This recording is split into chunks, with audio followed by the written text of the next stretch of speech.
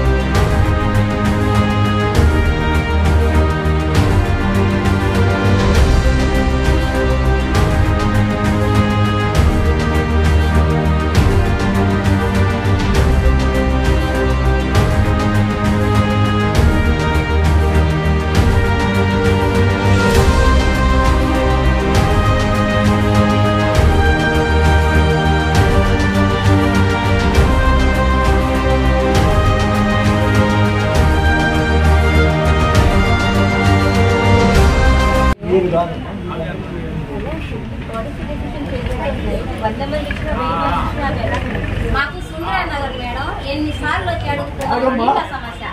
6 రోజులకు ఒకసారి 5 రోజులకు ఒకసారి వస్తుంది మేడం. మాకు మంచి నీళ్ళు అయితే లేవు. ఒక డబ్బా కొనుక్కోవాలంటే 10 రూపాయలు. అందరు కూలీ నాళ్ళు చేసుకునేవాళ్ళు. 2 డబ్బాలు అవసరం అవుతుంది. 50 రూపాయలు అండి. మేము తెచ్చుకోగలుగుతామా? ఆ సమస్య మొత్తం తీరుతామే లేదు సుందరయ్య నగర్.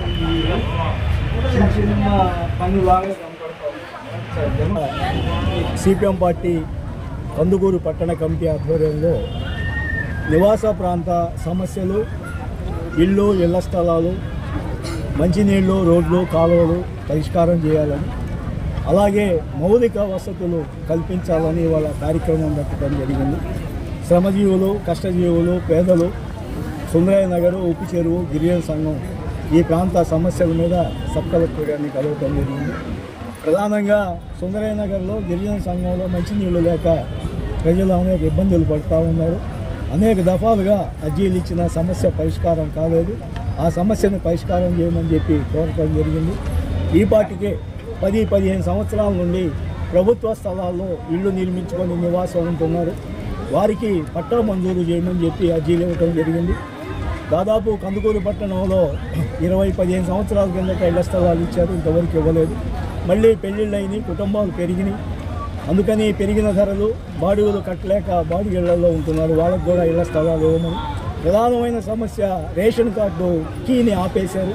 చేర్పులు మార్పులు కానీ కొత్త రేషన్ కార్డు కానీ ఇవ్వటం సాధ్యం కావట్లేదు. వీటి వలన చదువుకునే పిల్లలు ఈ సమస్యలన్నీ కూడా ఇబ్బందిగా ఉంది. తక్షణమే వాటికి ఇవ్వాలని, అలాగే పెన్షన్లు తగ్గించారు, అలాగే కొత్త పెన్షన్లు ఇవ్వాల్సిందని ఈ సమస్యల మీద ఇవాళ సబ్ కలెక్టర్ గారిని కలవటం జరిగింది. మేడం గారు స్పందించారు. నా పరిధిలో ఉన్న సమస్యలు పరిష్కారం చేస్తామని చెప్పి హామీ ఇచ్చారు. మేము నివాస ప్రాంత సమస్యలు కనుక పరిష్కారం చేయకపోతే మేము ఒక 10-15 రోజులు ఈ ప్రభుత్వానికి సమయం ఇస్తున్నాం. లేని సందర్భంలో ఆఫీసు ముట్టడి కార్యక్రమం చేస్తామని చెప్పి ఈ సందర్భంగా తెలియజేస్తాం.